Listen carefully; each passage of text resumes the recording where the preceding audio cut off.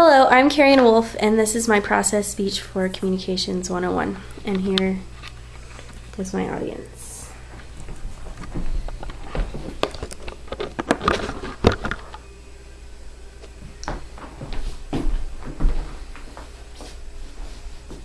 Sure my head's not cut off. Okay. Have you ever caught yourself daydreaming about what it would be like to stand in front of the Parthenon in Athens? What about the Great Pyramids? Or the Roman Colosseum? Many people see these marvelous sights every day, but some people only dream of doing so. I had the remarkable opportunity to study abroad this summer in Greece, and I would like to share my experiences with you and give you different steps that you need to take to plan a trip abroad. I hope that after hearing my presentation, you will be less afraid of planning a trip. Step 1, research. Do this at least 6 months to 1 year in advance. Make sure you thoroughly research where you want to go. You should know why you want to go to this place. You should know about the different hotels you plan on staying at. And you need to research how much it's going to cost and the exchange rates. For example, when I went to Greece, €1.50 only bought $1 American dollar. So that was a big difference.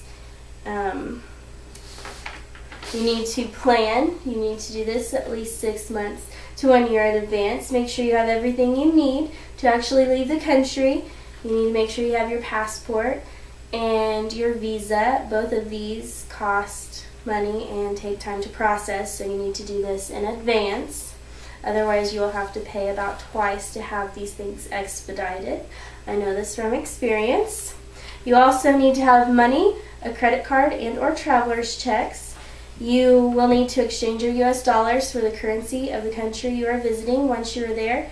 And you should also make sure that your credit card company knows that you'll be out of the country, so they don't lock your credit card once it's used, and then you're out of luck for the rest of your trip.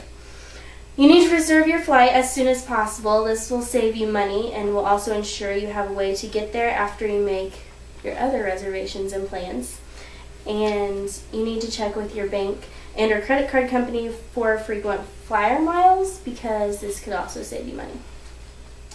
You also need to find and reserve the places you want to stay at, such as hotels or hostels. You can save money by staying at hostels, and normally hostels are located inner city, so you can also save money on transportation because you can just walk to your restaurants and different places to sightsee. You also should be familiar with the public transportation that is available, because this will save you money rather than renting a car.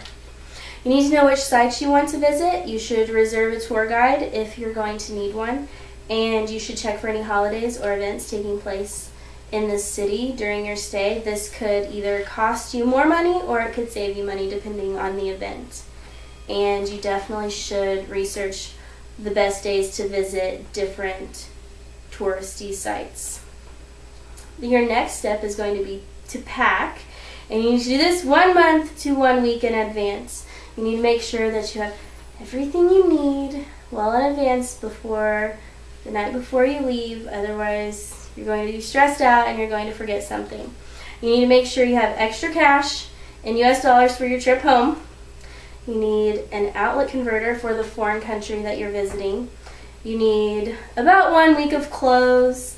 Remember that you can use laundering facilities there to save money and to also save on luggage. Since airlines are charging per bag now, it would be a good idea to just take one. You should also leave room in your luggage for souvenirs, and in your carry-on, you should have enough clothes and essentials for at least 1 night without your checked luggage in case of emergency. Normally, your luggage arrives with you in the foreign country. However, if it doesn't, you will need to have something to get you through that extra night or two. And your last step is to travel. Once you arrive in the country of choice, make sure you're respectful. Remember, you are not at home anymore, and other countries follow different rules of conduct. They may have a different language, and you will be immersed in a completely new culture. Do not be afraid to ask for help.